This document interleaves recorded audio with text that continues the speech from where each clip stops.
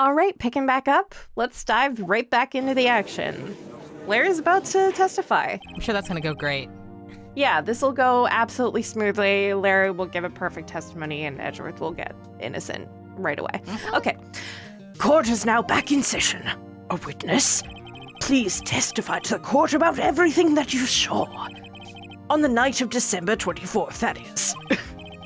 Right. Leave it to me. Please, Larry, don't mess this one up. I will. I hate to admit it, but you're our last chance. I'm your only hope. Obi-Wan Kenobi, you're my only hope.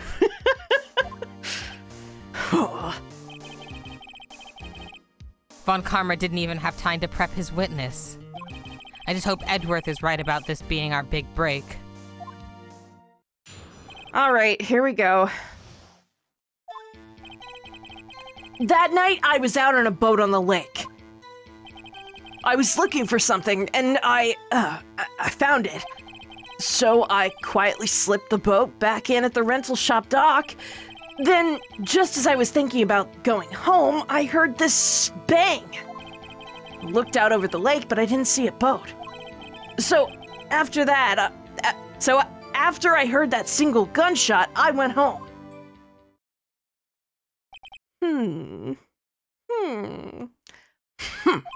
That was an unusually vague testimony, even for this court. In any case, Mr. Wright, you may begin your cross-examination. Yes, Your Honor. What's wrong, Nick? It's Larry. I have no idea what he's going to say if I press him. I'm a little scared. Well, we've come this far. There's no way to go but forward, Nick.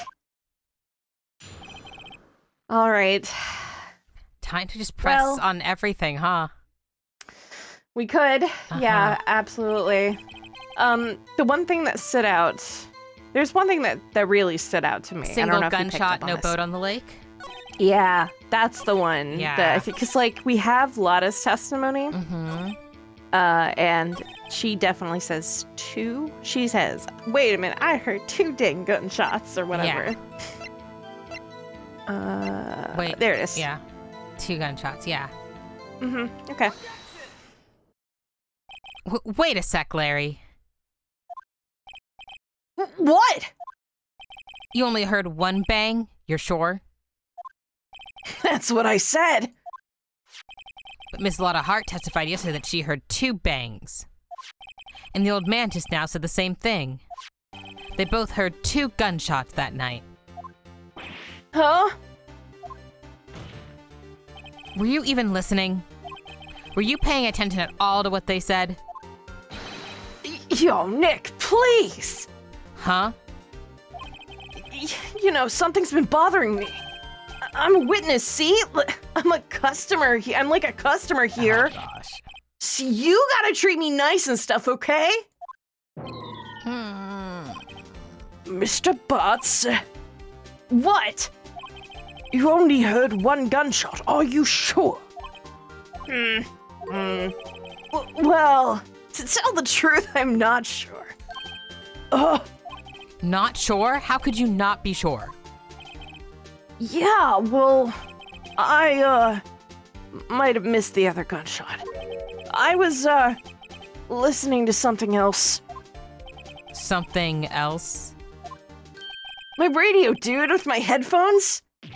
What? Order, order, and stop that booing!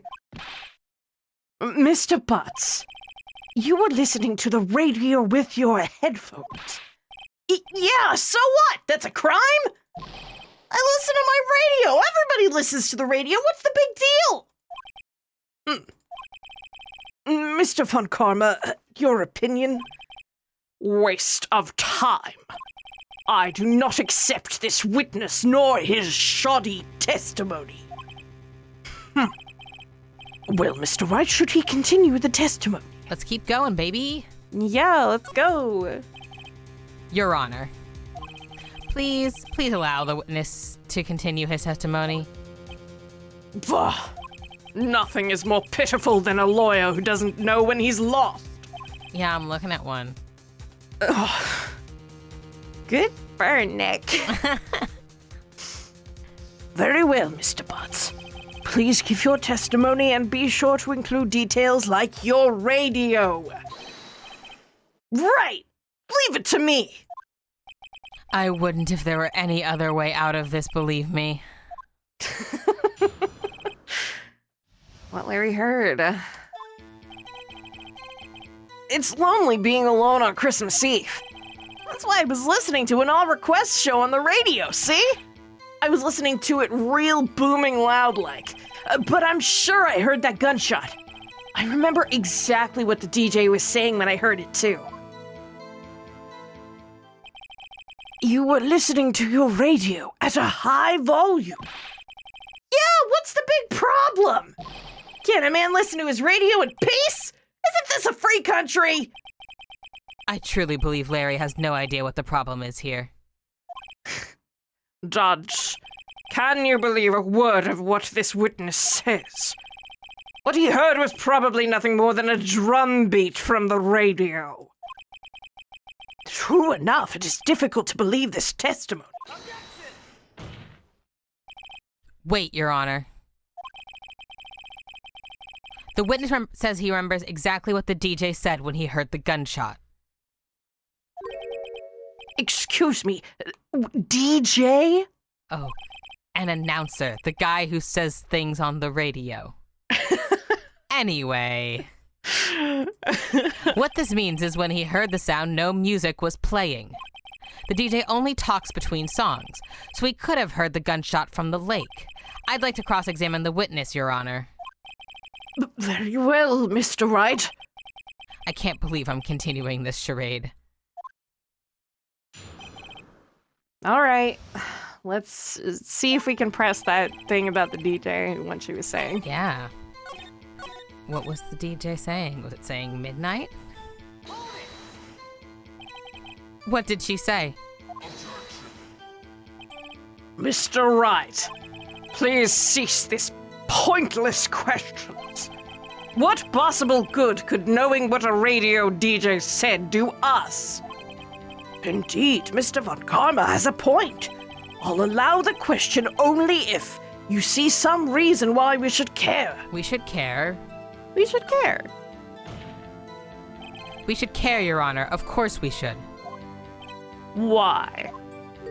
How do you know if we don't ask, Fine, very well. Mr. Butts, please testify to the court.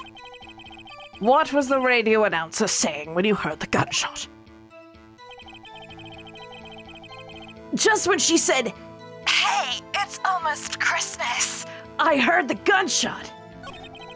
That is the most ludicrous testimony I've ever heard. Oh, that's it. It's gonna loop around. Yeah, we're circling. Yeah. Okay, so she said, "Hey, it's almost Christmas." Okay. Well, almost midnight. so this one said after midnight. Oh, interesting. So that clashes. Larry, are you absolutely sure what you're saying is correct? Huh? What's with the face? You look scary, dude. Hey, if you're trying to scare me, you better know I don't scare that easy. Is something the matter, Mr. Wright? Your Honor, did you hear what the witness just said? The DJ said, "Hey, it's almost Christmas," when he heard the gunshot. Indeed, and... Almost Christmas means it wasn't Christmas. Oh, yeah, that's... We did the meme. Happy memes, everyone. Happy memes. All right. Do you realize what this means? When he heard the gunshot, it was still Christmas Eve. That would seem to be the case, yes. But that contradicts the two testimonies we have heard so far, Your Honor. Both Miss Hart and the old man said it was after midnight when they heard the shots. In other words, when they heard the gunshots, it was already Christmas. Haha. This is a clear contradiction, Your Honor. I don't think it contradicts anything. We know that gun fired 3 times.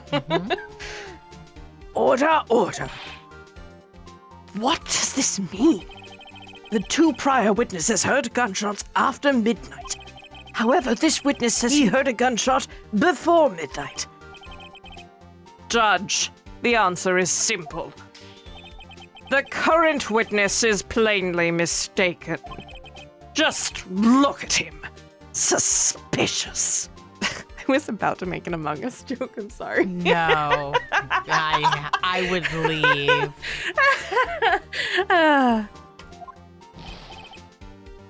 What? Well, Mr. Wright, what do you think about Mr. Butts' claim he heard the gunshot before midnight? Larry's right. Yeah, he's right. I'm leaving him. Larry's not mistaken, Your Honor. He heard that gunshot before midnight.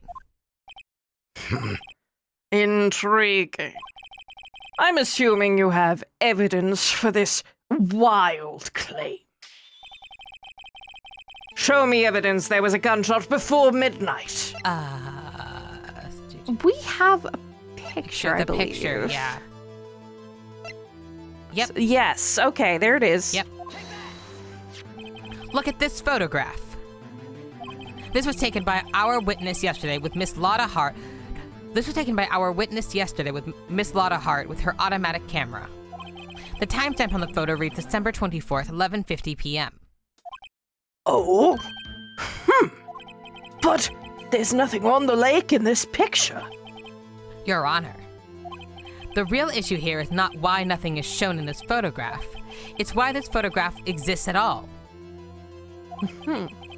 What do you mean? Your Honor, this photograph was taken by an automatic camera. That camera was set to go off in response to loud noises. Aha! Correct. There was a loud noise on the lake at 11:50 p.m. That is why this photograph was taken. In other words, when Larry heard that gunshot, it was most definitely still Christmas Eve. Indeed, it would seem that is the case. Then, where does that leave us? Ms. Hart testified that she heard the gunshots after midnight. Are you claiming she was mistaken? Not at all, Your Honor. Is in fact the camera also triggered at 15 minutes after midnight. Your Honor, that night there were 2 sets of gunshots with a 25-minute pause between them. Thank you for the timeline. We love a timeline. Why would this be? Don't be fooled, Judge. That camera was set to respond to loud noises. Yes? There is no proof that the loud noise at 11:50 was a gunshot. Why, the witness could have sneezed, triggering the camera. Hey, my nose was clear that night, man. Clear! Well, Mr. Wright, there's no turning back now. Can you prove that the loud noise at 11:50 p.m. was indeed a gunshot? All right. So, we do have the fact the gun fired 3 times? I don't know. What do we all have in evidence? Can you go? I can't really see. Yeah. I'm pretty sure that it's the fact that the gun fired 3 times. Yeah. Yeah. This is my evidence. The murder weapon. Something about this pistol was bothering me, Your Honor. Both the witnesses who testified yesterday heard 2 gunshots. However, the murder weapon was fired 3 times. When, then, was the last shot fired? Only now I've realized the truth. That 3rd shot was a shot Larry heard just before midnight. Haha. We were missing the 1st shot, not the last shot. Yeah. Order, order. That would make sense of the evidence we've seen so far. However, this leaves me wondering exactly what did happen that night on the lake. Exactly. If this is true, there were 2 sets of gunshots separated by 25 minutes. Yeah, Von Karma, catch up. One at 11:50, another at 15 minutes after midnight. Why, I ask you, why? Uh-oh, I better think of something quick. Wait a second. Gunshots separated by 25 minutes. Haha. Ah, What's wrong, Nick? I have it. Huh? Remember the case with the steel samurai? Huh? Yeah, of course I remember. That was like 2 months ago, and like, I actually remember things? And Unlike you? The murderer in this case had the same idea as the murderer in that case. What do you mean? Maya, Yes? if we don't figure this out now, we'll never overturn Edgeworth's guilty verdict. I've got a hunch, and I'm going to run with it. Right. I mean, is this safe? Safe? We're already gotten a guilty verdict. We have nothing to lose. You just watch and let me know if I say anything that sounds fishy, okay? Okay. Right, Nick. Your Honor, Yes, Mr. Wright. the testimony just now has cleared up this entire case. Great. I love this. This is gonna be great. What do you mean, Mr. Wright? So, you finally realized the truth. There can be no other murderer here than Miles Edgeworth himself. Von Karma, be quiet. I'm monologuing. Wrong, Von Karma. A man was shot that night, but it wasn't Edgeworth who did the shooting. Listen, rookie. Take a deep breath and consider the facts. At the time of the murder, one boat was on that lake. This was shown by the witness's photograph. The defendant, Edgeworth, and his victim, Robert Hammond, were on that boat.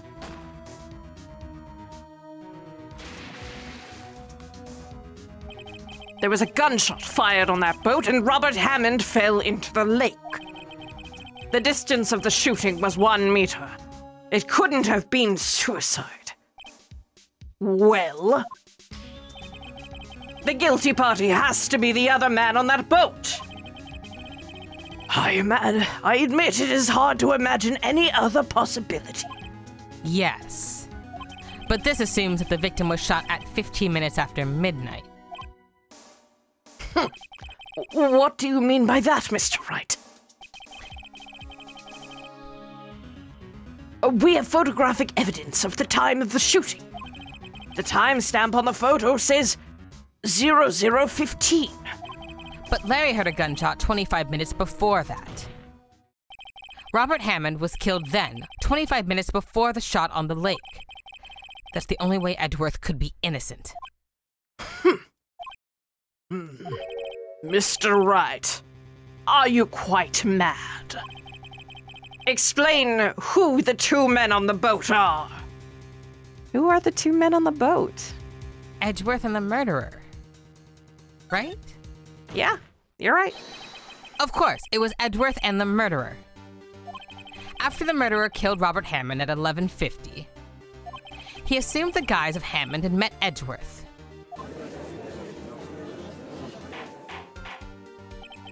What? Are you serious? Yes, Edgeworth won't tell us why he went to the lake that night. However, I have a hunch. That night, Robert Hammond called Edgeworth to the lake. Now, Edgeworth didn't know Robert Hammond's face that well. That's why he didn't suspect anything when the murderer took Robert Hammond's place. I'm not sure what to make of all this. Ludicrous! Hey. Mr. Wright, tell us the name of the murderer then. The murderer's name? Wright. It's... What's the murderer's name? I don't have this figured out. Wait. I feel like it's... Is it... Did Lotta kill someone? No. No, I don't know. Yeah. It's I don't know. I don't know, yeah. Because he didn't give his name. Oh, because he didn't give his name. Okay, I know who the murderer is, but the murderer hasn't given...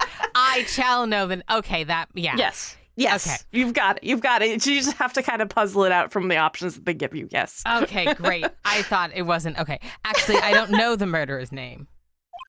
You don't know. Bah. Again, you waste my time.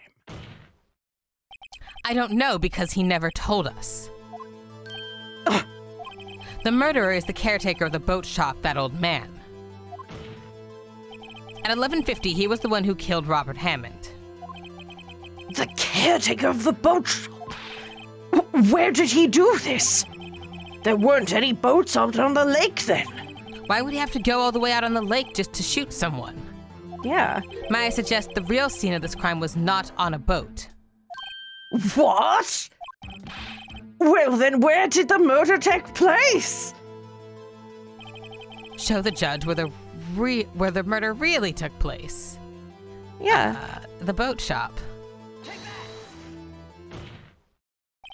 Here, of course, the boat shop where he lives.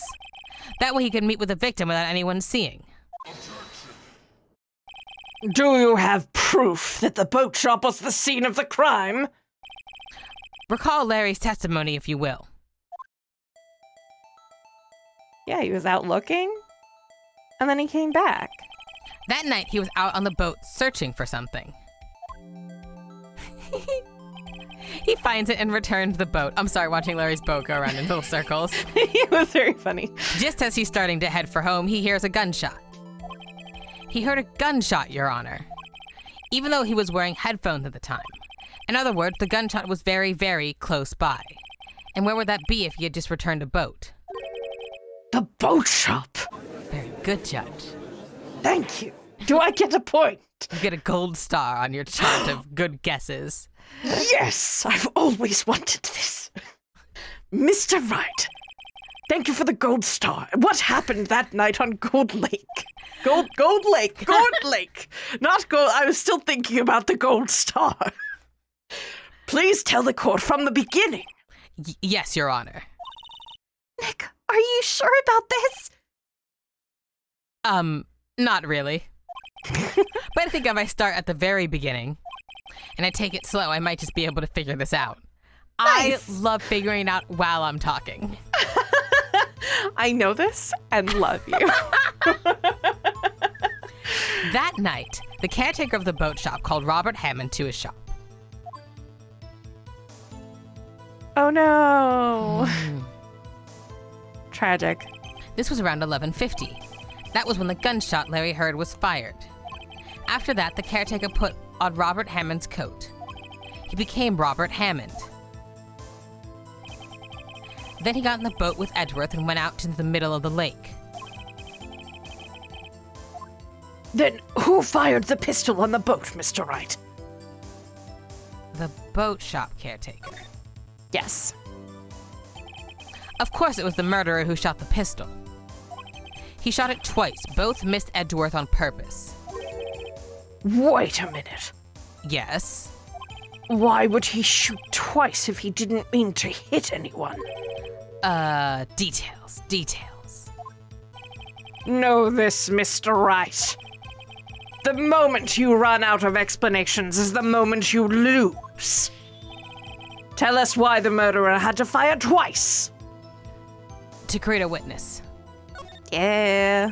I believe he shot twice to create a witness, Your Honor. Create a witness. The murderer lifts his pistol and fires one shot. That ensures that anyone who heard the shot would look at the lake. Indeed, Miss Hart did exactly that after hearing the first gunshot. Next, the murderer waits a bit and then fires again. Then,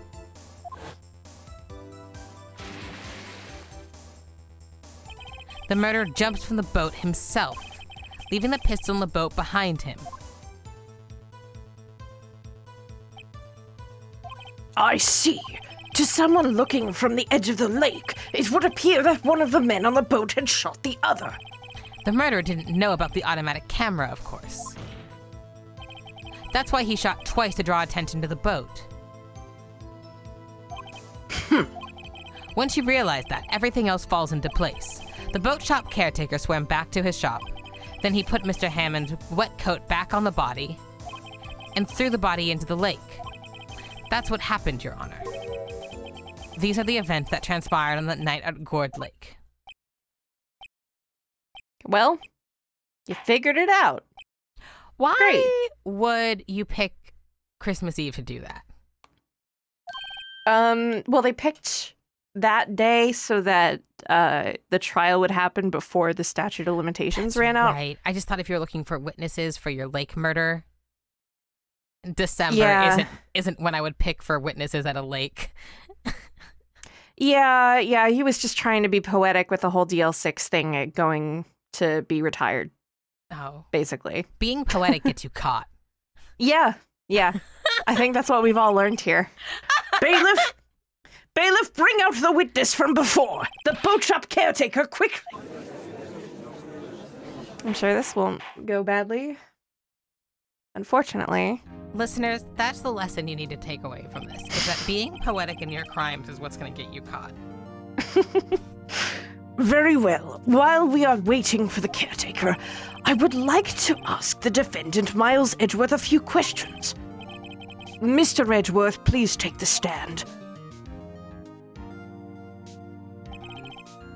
Mr. Edgeworth, you heard what the defense has said. Yes. Well, why did you go to the lake that night? What Wright has said was mostly correct. Astonishingly so, actually. Yes. Several days ago, I received a letter. The letter was signed Robert Hammond. He asked me to come to the boat shop by the lake at midnight on Christmas Eve. He said he had something very important to discuss with me. Something important?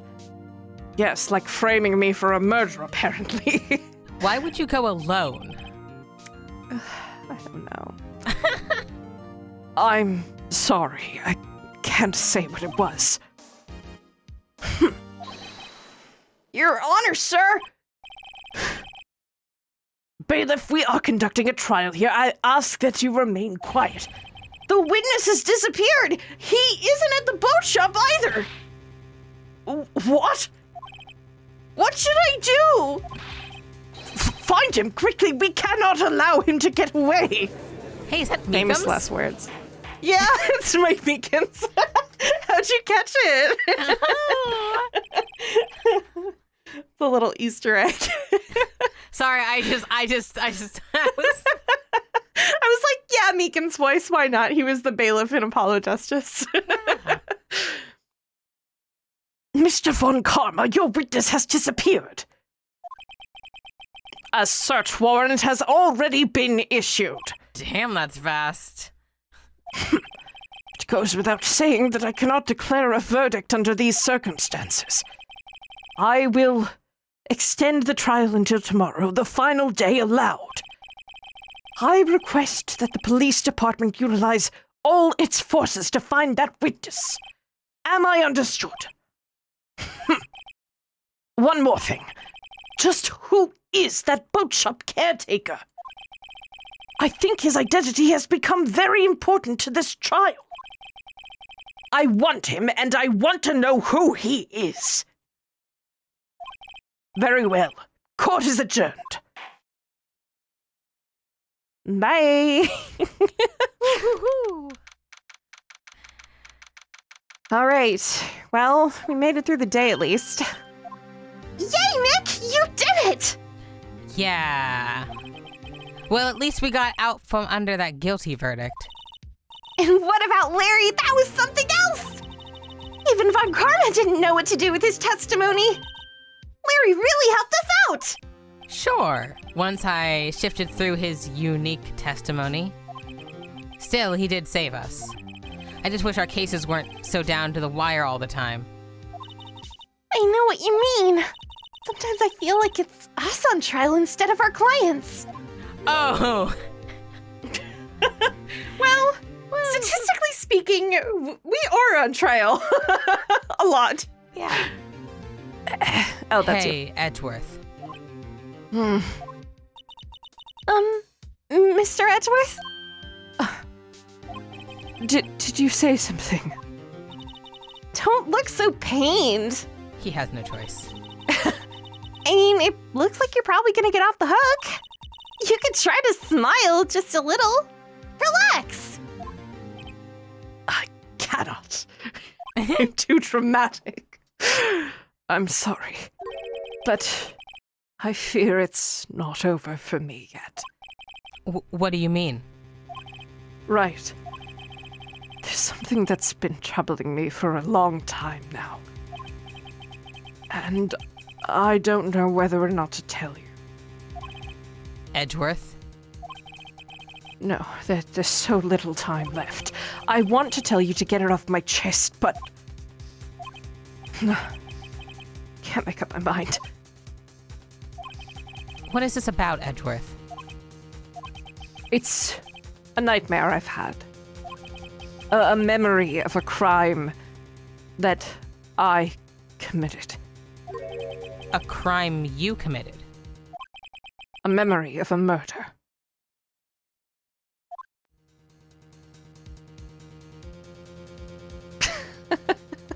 Well, Ooh! I guess we'll have to wait till next time.